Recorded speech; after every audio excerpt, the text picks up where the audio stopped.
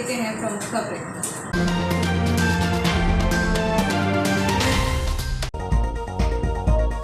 व्यापारियों की मांग पर विधायक ने रुकवाई अतिक्रमण हटाओ मुहिम। त्योहार के समय नहीं होगी कार्यवाही, व्यापारियों को दी सीमा पर रहने की हिदायत। बुजुर्ग महिला की हत्या करने का प्रयास करने वाले आरोपी गिरफ्तार। आरोपी ने 2 साथियों के साथ मिलकर जादू टोने के शक पर किया था महिला की हत्या का प्रयास। रेलवे जंक्शन और ट्रेनों में आरपीएफ ने की विशेष जांच।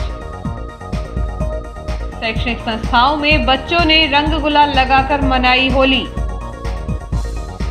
एमजीएम कॉलेज में रामकथा के सामाजिक विषय पर हुआ राष्ट्रीय वेबिनार। और सड़क हादसे में घायल युवक की मौत। अब खबरें विस्तार से।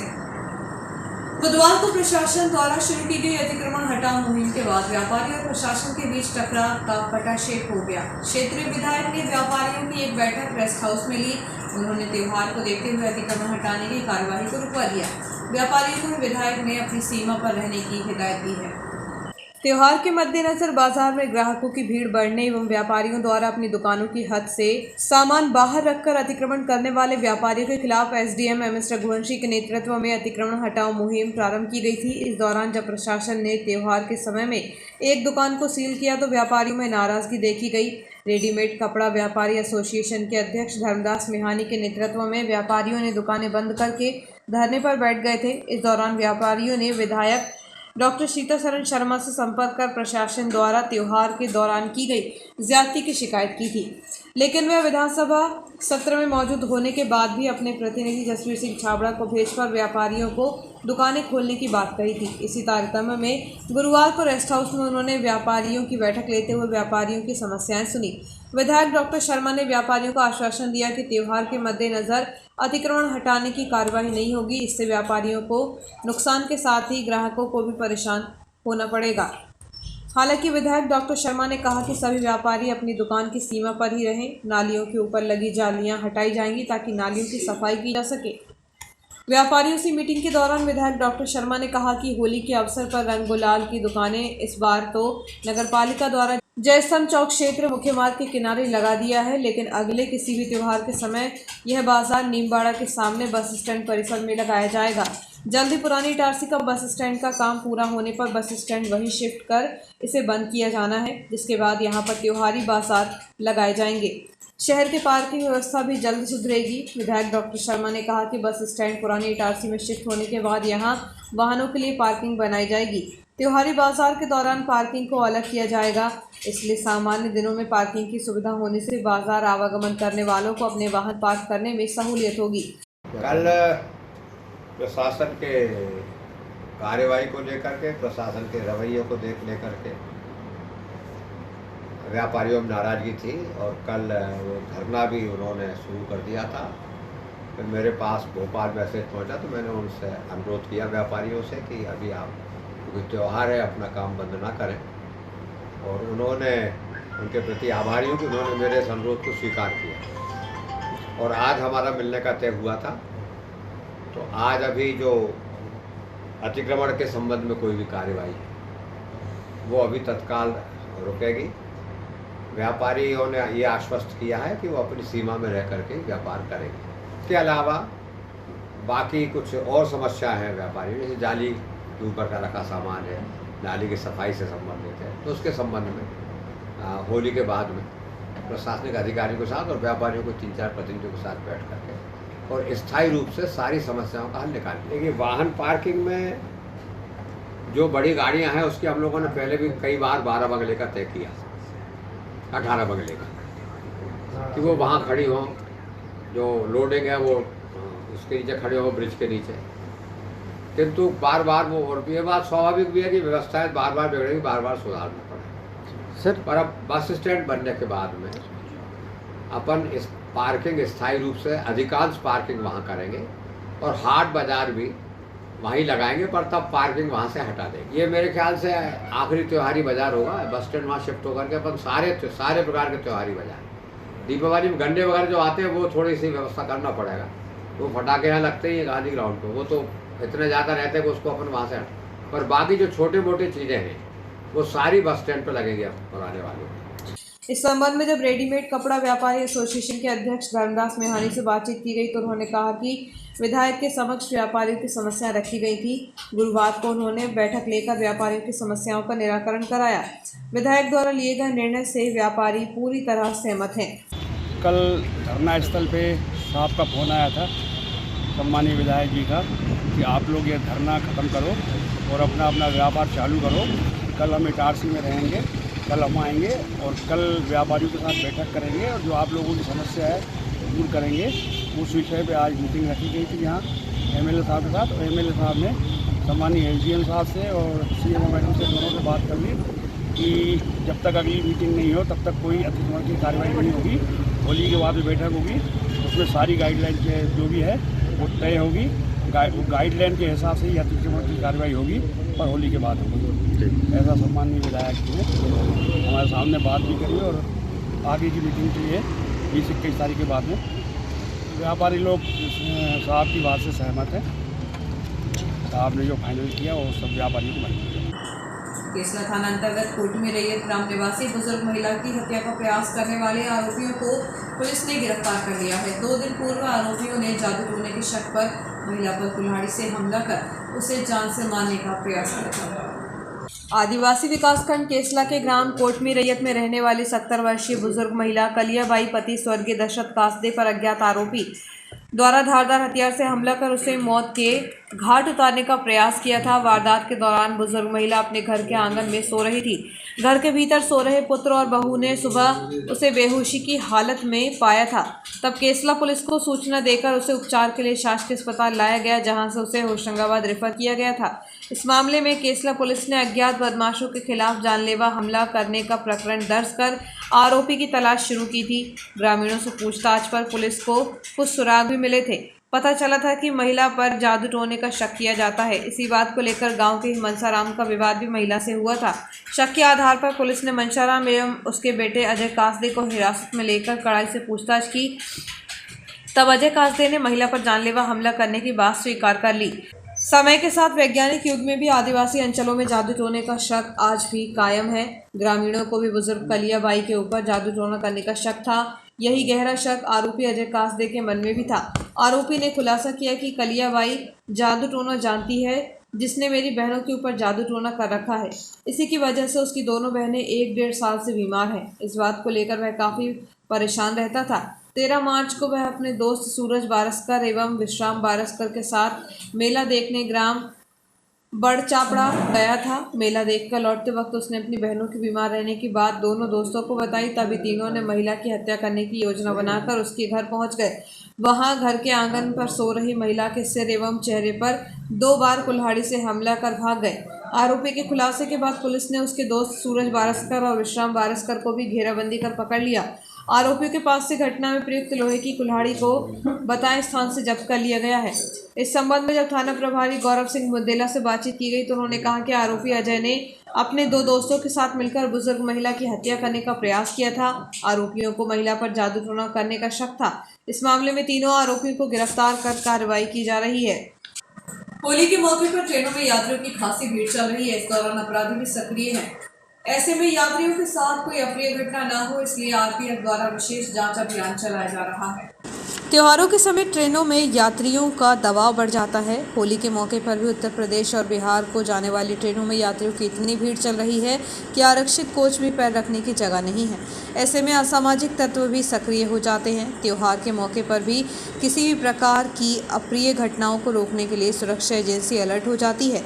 इसी के चलते आरपीएफ द्वारा विशेष अभियान चलाकर जंक्शन परिसर एवं इटारसी से गुजरने वाली ट्रेनों की विशेष जांच की जा रही है। मेटल डिटेक्टर और डॉग स्क्वाड की मदद से भी जांच की जा रही है। हालांकि जांच के दौरान अभी तक किसी भी संदिग्ध के पकड़े जाने की सूचना नहीं मिली है। वर्धमान जूनियर में गुरुवार को समर कैंप के साथ साथ होली महोत्सव भी मनाया गया, जिसमें कक्षा नर्सरी से 4th तक के सभी बच्चों को होली के महत्व के बारे में बताया गया। वर्धमान जूनियर में गुरुवार को समर कैंप के साथ साथ होली महोत्सव भी मनाया गया, जिसमें कक्षा नर्सरी से 4th तक के सभी बच्चों को होली के महत्व के बारे में अवगत कराया गया एवं बच्चों ने रंग व गुलाल के माध्यम से होली खेली। वहीं स्कूल के सभागार में सभी बच्चों ने नृत्य के माध्यम से अपनी प्रस्तुतियां दी। वर्धमान जूनियर की हेड पूजा पटेल व सभी टीचर्स ने बच्चों को गुलाल लगाकर होली के इस पर्व पर आए सभी पेरेंट्स को भी होली की शुभकामनाएं दी।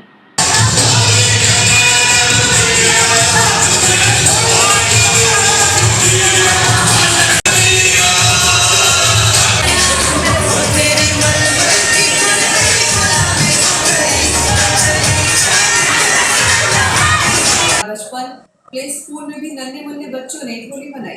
इस दौरान स्कूल प्रबंधन ने बच्चों को बताया कि होली एवं धार्मिक सद्भाव के साथ भाईचारे का प्रतीक है। स्कूल में फूलों एवं गुलाल की होली खेलते समय बच्चों को रासायनिक रंगों से मानव जीवन और पर्यावरण को होने वाले नुकसान से अवगत कराया। स्कूल संचालक दीपक दुगाया ने बताया कि सुबह से स्कूल में बच्चे होली पर्व को देखने और खेलने के लिए उत्साहित थे। स्कूल हेड मंजू ठाकुर ने बताया कि बच्चों के बीच होली मनाने का हमारा उद्देश्य होली को लेकर बच्चों के मन पर सकारात्मक प्रभाव डालना था, साथ ही उन्हें बचपन से ही इको फ्रेंडली होली के प्रति जागरूक करना है। बच्चों और टीचर्स ने राधा कृष्ण के साथ फूलों से होली खेली।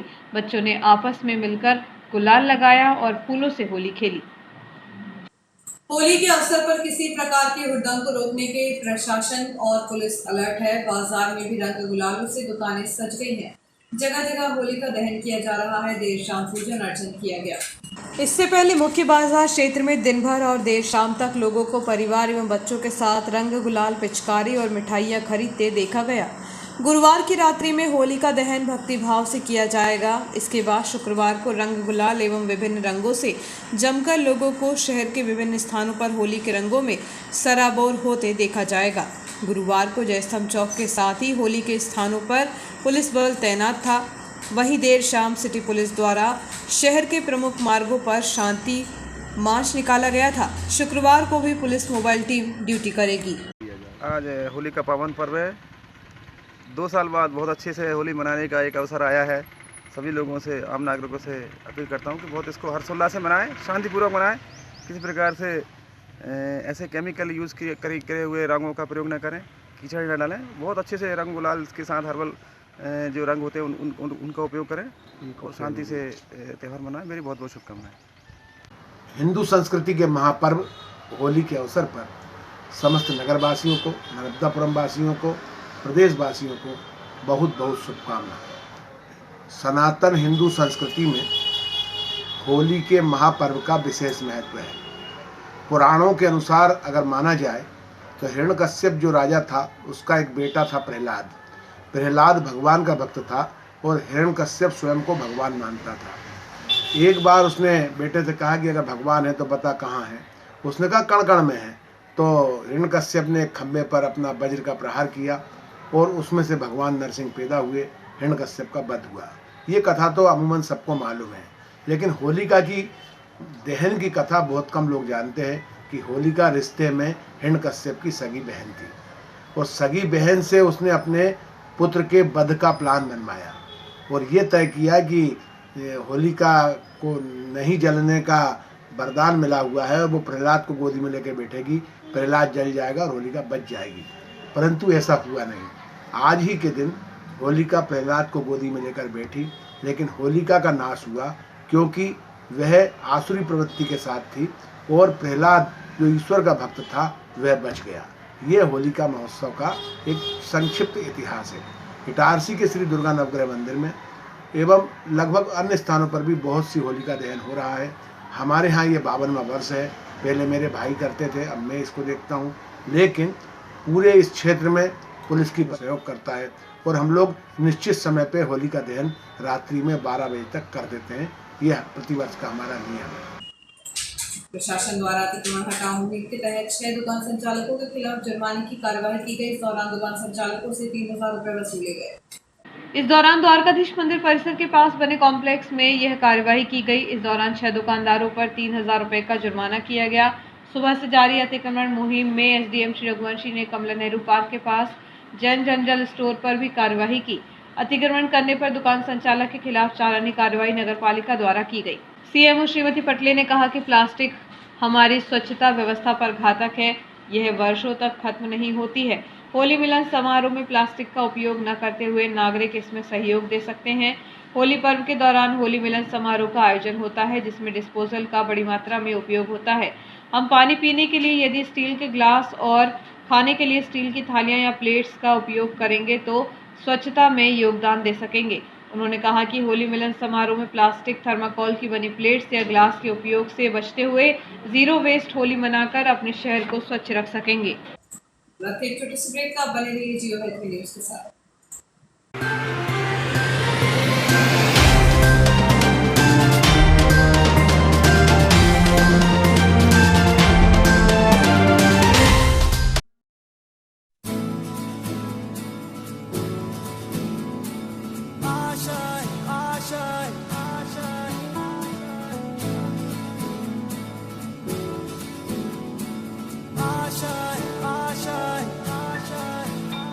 कुछ पाने की हो आस आस, कोई अरमा हो जो खास खास आशाएं, हर कोशिश में हो बार बार करे दरियाओं को आर पार आशाएं, तूफानों को चीर के मंजिलों को छीन ले आशाएं,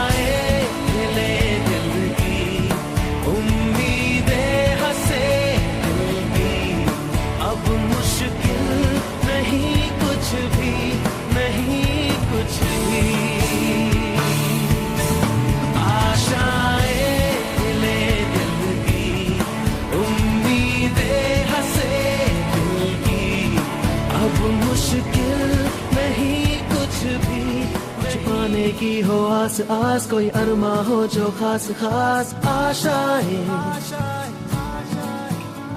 हर कोशिश में हो बार बार करे दरियाओं को आर पार आशाएं,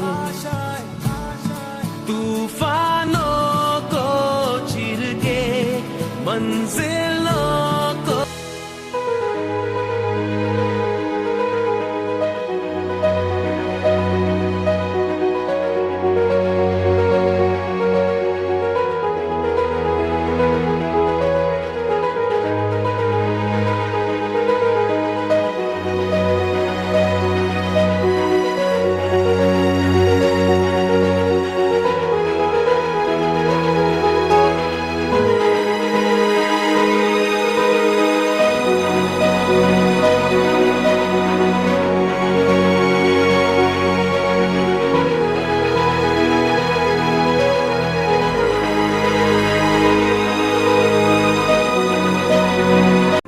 हाय, दिस इज सुधा चंद्रन। और जब भी मैं डांस करती हूँ तो मेरे दिल के अंदर जो खुशी की लहर दौड़ती है वो काफी है मेरे चेहरे पर, वो चमक बिखेरने के लिए। और यही खुशी मैं देखती हूँ जब बचपन प्ले स्कूल के बच्चे उनके टीचर्स के साथ जब इंटरेक्ट करते हैं। As we all know that the first 3-4 years of childhood are very, very crucial because they are the formative years in one's life. और उसी टाइम पे they need that proper love, care and attention. Thank you so much Bachpan Play School for making this contribution, because only then our children will bloom and today's students are our country's future. बस इतना ही नहीं, पूरे भारतवर्ष में 1100 बचपन play schools है जो यही काम कर रहे हैं, जो हमारे बच्चों के भविष्य को तैयार कर रहे हैं। थैंक यू सो मच बचपन, क्योंकि बचपन सिर्फ एक ही बार आता है ना?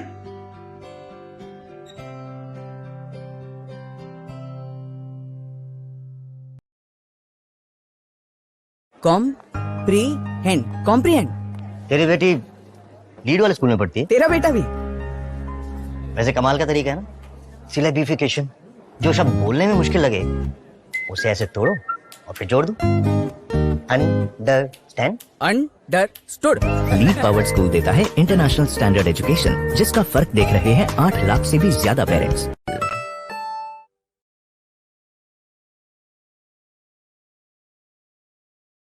ये वेंकी कहाँ है आजकल? बाप से मिलने का टाइम ही नहीं है। आलू से इलेक्ट्रिसिटी बनाने में। मुझे 5th क्लास में इलेक्ट्रिसिटी की स्पेलिंग भी नहीं आती थी। मेरे टाइम पे ये लीड वाला स्कूल होता ना तो मैं। हाँ, तुम तो इलेक्ट्रिसिटी से आलू बना देते। लीड पावर्ड स्कूल देता है इंटरनेशनल स्टैंडर्ड एजुकेशन, जिसका फर्क देख रहे हैं 8 लाख से भी ज्यादा पेरेंट्स।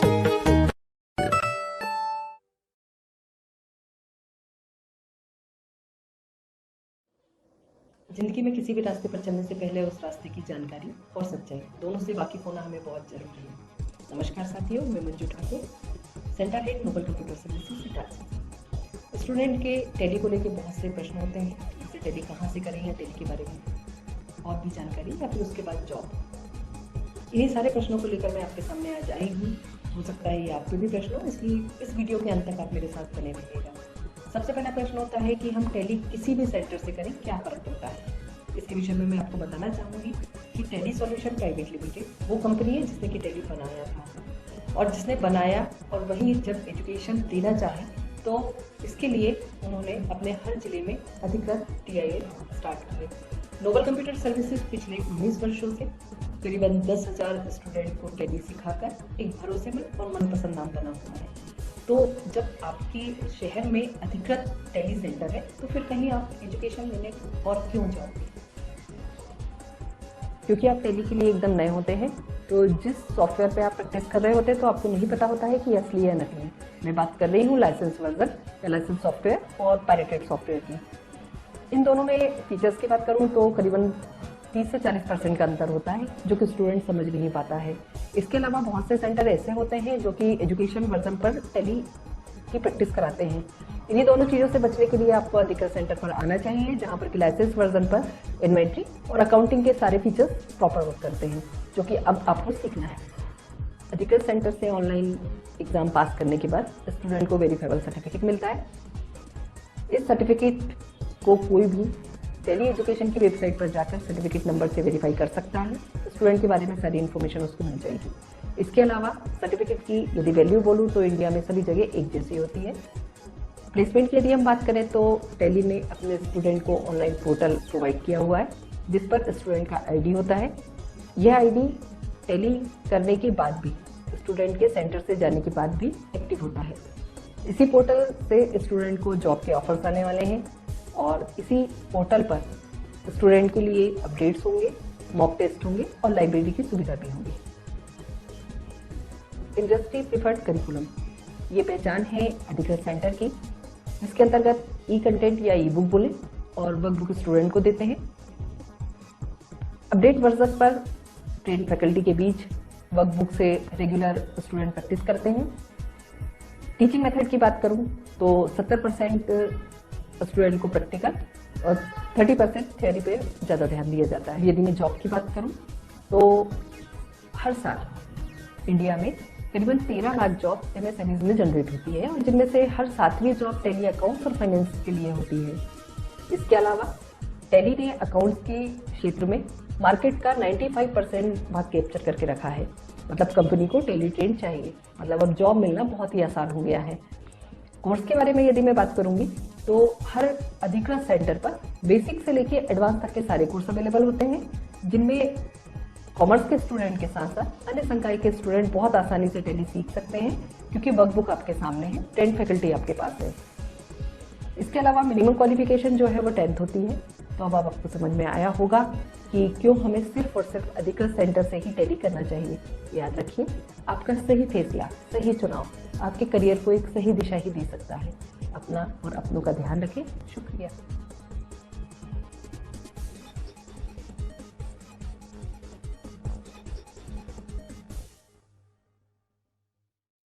आपका विश्वसनीय चंचल ज्वेलर्स अब नए शोरूम में गोल्ड प्लेटेड आभूषणों एवं नए डायमंड ज्वेलरी के साथ 1 ग्राम और 2 ग्राम वाली सोने की 4 चूड़ियां एवं कंगन, 1 ग्राम और 2 ग्राम वाला सोने का मंगलसूत्र, हार, करधौना, चैन, झुमके, बाजूबंद और सभी प्रकार के गहने, डायमंड सेट एवं एंटिक ज्वेलरी और फैंसी ज्वेलरी का अनुपम संग्रह।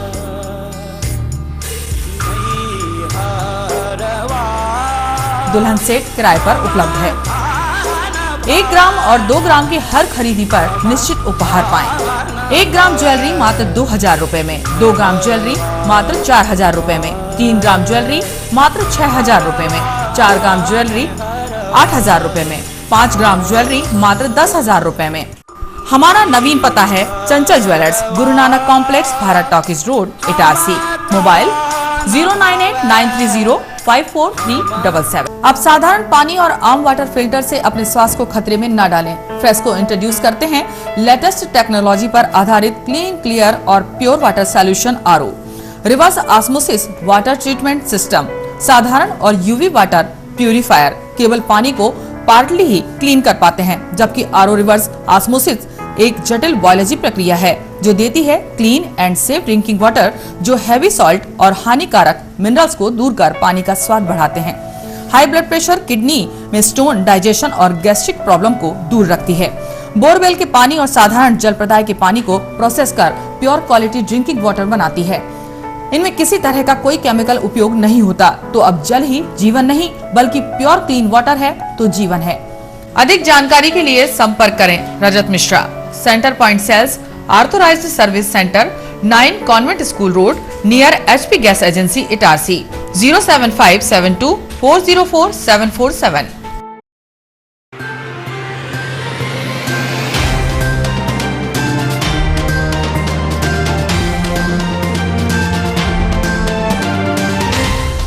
ब्रेक के बाद समाचारों में आपका पुनः स्वागत है। वार्ड क्रमांक 32 केंद्र क्रमांक 57 के आंगनबाड़ी में होली त्योहार पर छोटे छोटे बच्चों को पिचकारी, रंग गुलाल, बिपचे एवं चॉकलेट का वितरण केंद्र के अटल बाल पालक सत्यम अग्रवाल के सहयोग से किया गया। आशा कार्यकर्ता मीना, सुरेखा गायकवाड़ एवं तारा सोनी ने बड़े ही उत्साह के साथ बच्चों के साथ होली मनाई। कांग्रेस द्वारा 20 मार्च को लोकतंत्र सम्मान दिवस मनाया जाएगा। इस दौरान पूरे प्रदेश में तिरंगा यात्रा सहित अनेक आयोजन होंगे। श्री शेखर ने कहा कि कमलनाथ ने जोड़ तोड़, सौदेबाजी और अनैतिक दल बदल जैसे कृत्यों से खुद को दूर रखकर भारतीय लोकतंत्र और डॉक्टर भीमराव अंबेडकर द्वारा बनाए संविधान को जो सम्मान दिया है, उससे हर एक भारतीय खुद को गौरवान्वित महसूस करता है। विधायक खरीदकर सरकार बनाने के बीजेपी के इस अलोकतांत्रिक और काले काल में कमलनाथ ने लोकतंत्र की रक्षा के लिए सत्ता का त्याग किया और हर एक भारतवासी को लोकतंत्र के मूल्यों की सही तस्वीर दिखाई है।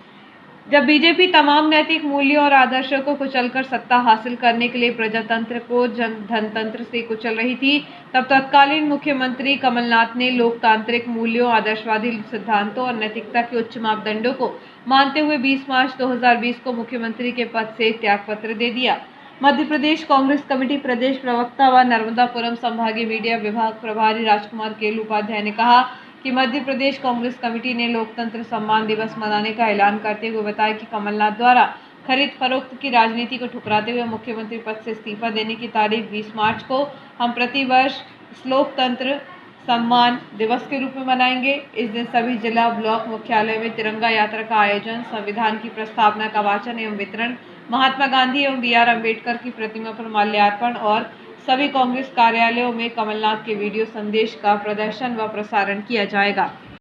मध्य प्रदेश कांग्रेस कमेटी के उपाध्यक्ष व कांग्रेस संगठन प्रभारी श्री चंद्रप्रभाष शेखर जी ने गत दिवस लोकतंत्र सम्मान दिवस 20 मार्च को मनाने के निर्देश जारी किए हैं। पूर्व मुख्यमंत्री श्री कमलनाथ जी ने 20 मार्च को खरीद फरोख्त की राजनीति को ठुकराते हुए मुख्यमंत्री पद से इस्तीफा दिया था, जिसे कांग्रेस संगठन प्रतिवर्ष लोकतंत्र सम्मान दिवस के रूप में मनाने का निर्णय लिया है। इस दिन सभी जिला ब्लॉक मुख्यालयों में तिरंगा यात्रा का आयोजन, संविधान की प्रस्तावना का वाचन, वितरण एवं श्री महात्मा गांधी जी की और भीमराव अंबेडकर जी की प्रतिमा पर माल्यार्पण और सभी कांग्रेस कार्यालयों में माननीय प्रदेश कांग्रेस अध्यक्ष पूर्व मुख्यमंत्री कमलनाथ जी के वीडियो संदेश का प्रदर्शन व प्रसारण किया जाएगा। 2 दिन पूर्व खेड़ा क्षेत्र में कार की टक्कर से घायल हुए युवक की मौत हो गई। उसे उपचार के लिए नर्मदा अस्पताल में भर्ती किया गया था। बताया जा रहा है कि माखानगर स्थित मनवाड़ा ग्राम निवासी 35 वर्षीय राजेश यादव अपनी 13 वर्षीय बेटी के साथ बाइक से इटारसी आ रहा था। उसी दौरान नाला मोहल्ला निवासी एक कार चालक ने उसकी बाइक को टक्कर मार दी, जिससे राजेश बुरी तरह घायल हो गया। इस हादसे में उसकी पुत्री को भी चोट आई थी। घटना के बाद घायल पिता पुत्री को उपचार के लिए शासकीय अस्पताल लाया गया, लेकिन राजेश की हालत नाजुक होने से उसे प्राथमिक उपचार के बाद होशंगाबाद रेफर किया गया, जहां नर्मदा अस्पताल में उपचार के दौरान उसकी मौत हो गई। पुलिस ने इस मामले में मर्ग कायम कर जाँच शुरू कर दी है।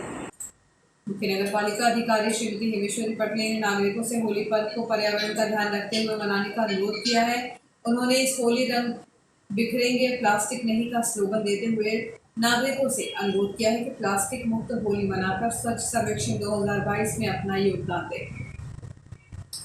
शासकीय महात्मा गांधी स्मृति स्नातकोत्तर महाविद्यालय के हिंदी विभाग के तत्वावधान में रामकथा के सामाजिक और सांस्कृतिक आयाम विषय पर 1 दिवसीय वेबिनार 17 मार्च को आयोजित किया गया। इस अवसर पर महाविद्यालय के संरक्षक डॉक्टर पीके पगारे ने रामकथा को समसामयिक प्रसंगों से जोड़कर वर्तमान में उन्हें जीवन में अनुकरण करने का संदेश दिया। सहायक प्राध्यापक डॉक्टर संतोष अहिरवार ने बताया कि रामकथा भारतीय जनमानस का कंठहार है। इसमें प्रस्तुत कथा प्रसंग चरित्र सृष्टि विचार वैभव रसात्मकता जीवन दर्शन आदि विशेषताओं में भारतीय संस्कृति को दिशा निर्देशित किया है। विशिष्ट वक्ता शासकीय नर्मदा स्नातकोत्तर महाविद्यालय नर्मदापुरम के हिंदी के विभाग अध्यक्ष डॉक्टर कृष्ण गोपाल मिश्र ने कहा कि भारतीय समाज संगठन में विश्वास रखता है। रामकथा पारिवारिक संगठन को सुरक्षित रखने और बनाने की दृष्टि से बेजोड़ है। रामकथा के पात्र एक दूसरे के लिए आदर्श प्रस्तुत करते हैं। दूसरे मुख्य वक्ता डिगबोई महिला महाविद्यालय तिनसुकिया असम के हिंदी के प्राध्यापक डॉक्टर हरेराम पाठक ने रामचरितमानस का काकभुसुंडी गरुड़ संवाद को समसामयिक संदर्भ से जोड़ते हुए उसकी प्रासंगिकता को बताया। गुरु शिष्य परंपरा किस प्रकार की होती है। इस अवसर पर डॉक्टर राकेश मेहता, मनीष कुमार चौरे सहित महाविद्यालय के समस्त प्राध्यापक एवं बड़ी संख्या में छात्र छात्राएं उपस्थित रहे। रेल प्रशासन द्वारा होली पर्व पर अतिरिक्त यात्री यातायात क्लियर करने के उद्देश्य से 21 मार्च को यशवंतपुर से गोरखपुर के मध्य गाड़ी संख्या 05063 Gorakhpur LTT express special single train चलाई जा रही है, जो भोपाल मंडल के इटारसी स्टेशन पर हॉल्ट लेकर गंतव्य को जाएगी। पश्चिम मध्य रेल भोपाल मंडल के पीआरओ सूबेदार सिंह के अनुसार गाड़ी गोरखपुर लोकमान्य तिलक टर्मिनल से स्पेशल ट्रेन 21 मार्च सोमवार को गोरखपुर स्टेशन से शाम 6 बजे प्रस्थान कर अगले दिन शाम 5 बजे इटारसी पहुंचेगी। इसके बाद यहां से 5:10 पर इटारसी से प्रस्थान कर तीसरे दिन 5 बजे लोकमान्य तिलक टर्मिनस स्टेशन पहुंचेगी। इस गाड़ी में 2 वातानुकूलित तृतीय श्रेणी, 12 शयनयान श्रेणी, 4 सामान्य श्रेणी एवं 2 SLRD सहित कुल 20 कोच रहेंगे। यह ट्रेन रास्ते में आनंद नगर, सिद्धार्थ नगर, बढ़नी, बलरामपुर, गोंडा, ऐशबाग, कानपुर सेंट्रल, भरवा, सुमेरपुर, रागौल, बांदा, चित्रकूट धाम, सतना, कटनी, जबलपुर, इटारसी, भुसावल, नासिक रोड एवं कल्याण स्टेशनों पर रुकेगी। लेते हैं प्रमुख खबरें एक बार फिर।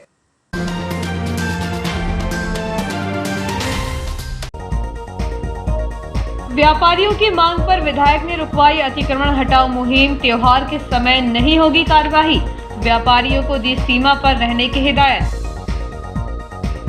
बुजुर्ग महिला की हत्या करने का प्रयास करने वाले आरोपी गिरफ्तार। आरोपी ने 2 साथियों के साथ मिलकर जादू टोने के शक पर किया था महिला की हत्या का प्रयास।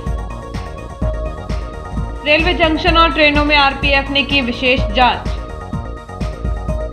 शैक्षणिक संस्थाओं में बच्चों ने रंग गुलाल लगाकर मनाई होली। एमजीएम कॉलेज में रामकथा के सामाजिक विषय पर हुआ राष्ट्रीय वेबिनार। और सड़क हादसे में घायल युवक की मौत।